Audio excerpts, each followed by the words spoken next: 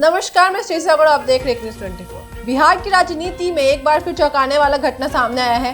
राज्य के मुख्यमंत्री नीतीश कुमार के नाम पर फर्जी आवासीय प्रमाण पत्र बनवाने की साजिश का मामला सामने आया है। इस साजिश को लेकर अब मुजफ्फरपुर में FIR दर्ज की गई है, जिसने प्रशासन और सुरक्षा एजेंसियों की नींद उड़ा दी है। आपको बता दें कि बिहार के मुजफ्फरपुर जिले से आई इस सनसनीखेज खबर ने सबको चौंका के रख दिया है।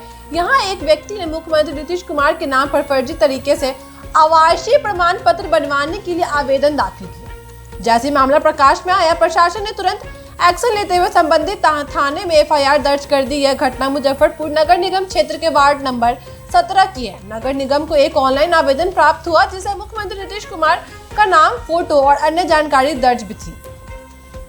आवेदनकर्ता ने खुद को वार्ड निवासी बताया और आवासीय प्रमाण पत्र की मांग की थी। आवेदन में दिए गए पते, फोटो और आधार नंबर को देखकर नगर निगम के अधिकारियों को शक हुआ।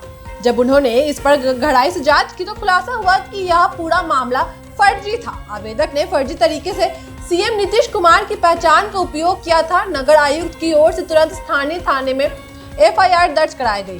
प्राथमिक में फर्जी दस्तावेज बनाने, धोखाधड़ी करने और सरकारी तंत्र का दुरुपयोग करने जैसी गंभीर धाराएं जोड़ी गई। अब सबसे बड़ा सवाल यह उठता है कि इस आवेदन को दाखिल करने वाला शख्स आखिर कौन था।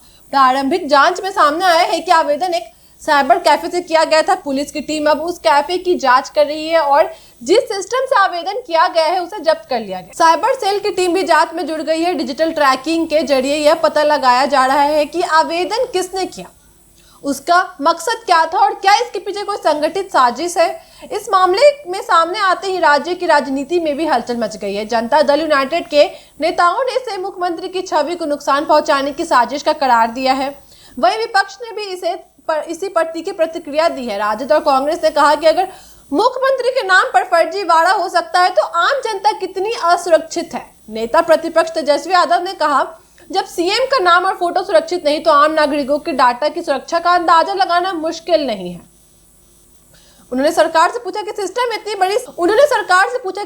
में इतनी बड़ी सेध कैसे लगी। मुजफ्फरपुर के जिलाधिकारी ने भी इस पर कड़ा संज्ञान लिया है। उन्होंने कहा है कि यह सिर्फ एक साइबर अपराध नहीं बल्कि सरकार की प्रतिष्ठा पर हमला है। जांच टीम गठित कर दी गई है और दोषियों को जल्द गिरफ्तार किया जाएगा।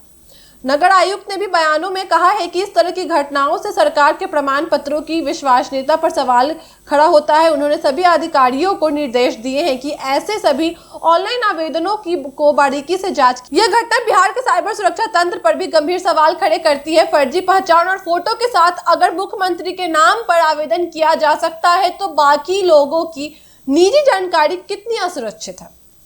विशेषज्ञों का मानना है कि राज्य सरकार को अब डिजिटल दस्तावेज प्रणाली की सुरक्षा को और मजबूत करने की आवश्यकता है। आम जनता के आधार, पते और अन्य जानकारी को सुरक्षित रखने के लिए साइबर कानूनों को और सख्त करना होगा। CM नीतीश कुमार के नाम पर फर्जी आवासीय प्रमाण पत्र बनवाने की कोशिश न सिर्फ कानून व्यवस्था को चुनौती है बल्कि यह दर्शाता है कि डिजिटल सिस्टम में कितनी खामियां हैं। हालांकि प्रशासन ने तत्परता दिखाते हुए FIR दर्ज की और जांच शुरू कर दी है, लेकिन इस मामले का सच सामने आना बहुत जरूरी है ताकि यह तय हो सके कि यह महज शरारत है या किसी बड़ी साजिश की शुरुआत। बिहार के लोग अब इस बात का जवाब चाहते हैं, अगर मुख्यमंत्री तक सुरक्षित नहीं तो आम जनता कैसे सुरक्षित रहेगी। क्या यह मामला भविष्य की किसी बड़ी साजिश का संकेत है? जवाब समय और जांच देगी, लेकिन एक बात तय है कि डिजिटल सुरक्षा को लेकर अब कोई लापरवाही नहीं चलेगी। ऐसी खबरों के लिए बने रहे न्यूज़ 24 के साथ। धन्यवाद।